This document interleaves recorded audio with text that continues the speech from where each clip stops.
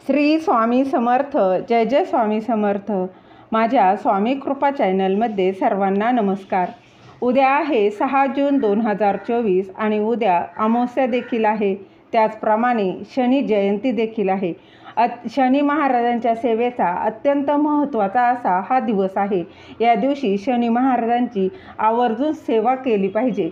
त्यामुळं तुमच्या ज्या काही शनी दोष आहेत, काही 7.5 जरी असेल तर ती देखील या सेवेने कमी होणार आहे.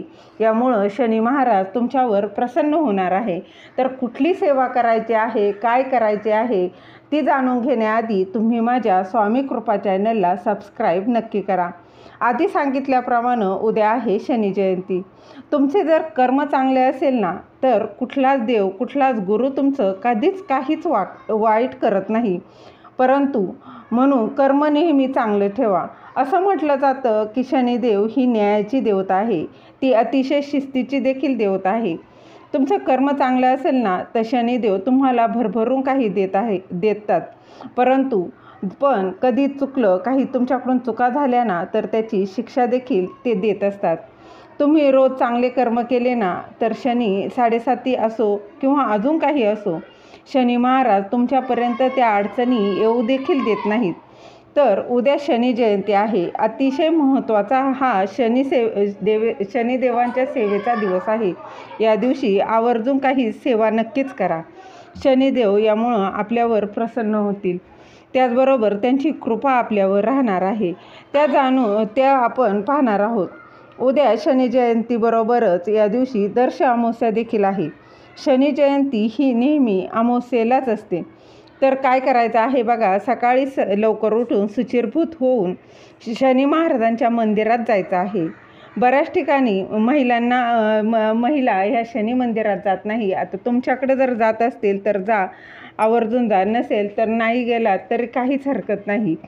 त्यानंतर काय करायचं आहे, शनी महाराजांना त्यांना तेल अर्पण करायचं आहे. आता तुम्ही मूर्तीवर अर्पण केलं किंवा त्यांच्या चरणावर जरी अर्पण केलं ना तरी चालणार आहे. नाही तर अगदीच एक दिवा जरी लावला ना तरी चालणार आहे. त्याचबरोबर त्या दिव्यात थोडंसं तुम्ही काळे तीळ किंवा अखंड काळे उडीद त्यात टाकायचे आहे आणि ह्याचा एक दिवा लावायचा आहे.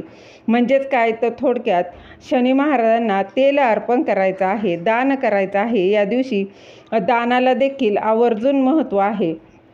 त्यामुळं शक्य होईल तेवढं दान करायचं आहे. यानंतर तुम्हाला तिथेच शनी मंदिरात बसून शनी कवच पठण करायचं आहे. तुम्हाला शनिदेवाची जर कृपा प्राप्त करून घ्यायची असेल ना तर तुम्ही शनी जयंतीच्या दिवशी शनिदेव यांचं शनी कवचाचं पठण नक्की करावं. यासोबत तुम्ही शनी स्तोत्राचं देखील पठण करू शकता. तेही शक्य नसेल तर तुम्ही कालभैरवाष्टकाचं देखील पठण करू शकता.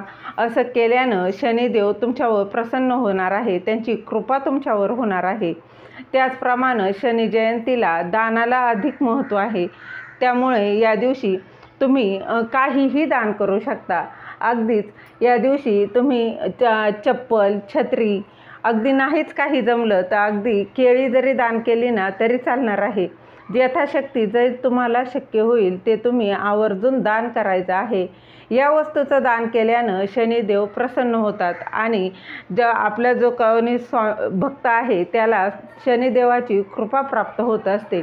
त्यामुळं आवर्जून या दिवशी दान जेवढं करता येईल तेवढं करायचं आहे.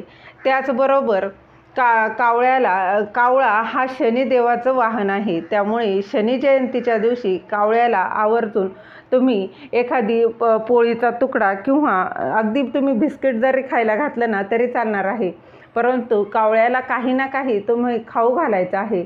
या उपायानं देखील शनिदेवांची विशेष अशी कृपा तुमच्यावर होणार आहे आणि यामुळं शनी दोष जो आहे तो दूर होणार आहे.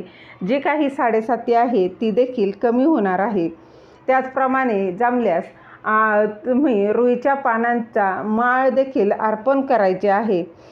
हा दिवस वर्षातून एकदाच येत असतो. शनी उपासना ही आपण बघा दर शनिवारी करायची असते. परंतु शनी जयंती ही सेवा केली ना तर त्याचा अनुभव हा नक्कीच येत असतो. अनेक लोक असे आहेत की दर शनिवारी शनी मंदिरात जातात, त्याला शनीला तेल अर्पण करतात, रुईच्या पानांची माळ देखील अर्पण करत असतात. पण ज्यांना रोज शक्य नाही किंवा शनिवारी देखील जायला जमत नाही, त्यांनी उद्या शनी जयंतीच्या दिवशी आवर्जून शनी मंदिरात जाऊन दर्शन घ्यायचं आहे. नाही दर्शन घेता आलं तरी किमान घरात बसून तुम्हाला शनी कवच किंवा शनी महात्म्याचं पाठ करायचं आहे.